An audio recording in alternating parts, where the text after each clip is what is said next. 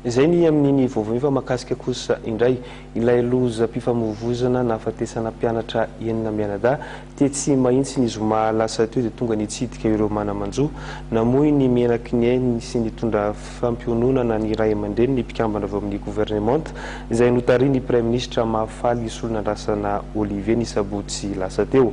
Nandritra izany ary dia nanamafy ny praiministra lehibe ny governemanta fa isy ny fandraisana andraikitra entitra ho an'ireo mpitatitra tsy manara-dalàna.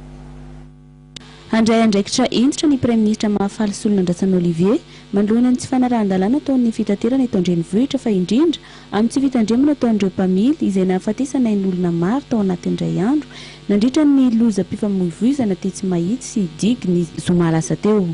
Fa tiantoka ho an'ny firenena satria taranaka mampara izay ho avy n'ity firenena ity noho ny fitandremana dia voatery nandao an'ity zao tontolo zao ity. Marina tokoa ilay niteneninao ny zava-misy amin'izao fotoana zao dia betsaka ny zavatra tsy ara-dalàna ataony ireny mpamily ireny.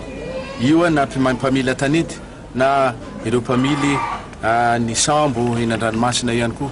Ary eto moa izay amin'ny mahafolon'ny governemanta dia tsy maintsy andray andraikitra feno zahay eo anatrehan'izao zavatra zao. Tsy hoe tsy nandray andraikitra ny teo aloha fa mafisina tokoa zany kokoa, mafimafy kokoa zany ireny zavatra tokony atao mesura rehetrarehetra reny mba tsy hisy ny zavatra ohatran'izao intsony satria mampalahelo araka ny tiako tenenina fa ny tsy fitandremana no mahatonga an'izao zavatra zao ary minosy mahatoky nareo mpanao gazety fa tsy maintsy andray ny andraikitra izahay ary hoentitra zany eo amin'ny fampanarahana ireny lalàna mikasika ny famoivoizana reny. Namangy ireo ankizy sy mpianatra misy 9 voatazona eny amin'ny hopitaly ireo mpikambana ny governemanta ka ho raisin'ny fanjakana tanana ny fitsaboana azy ireo.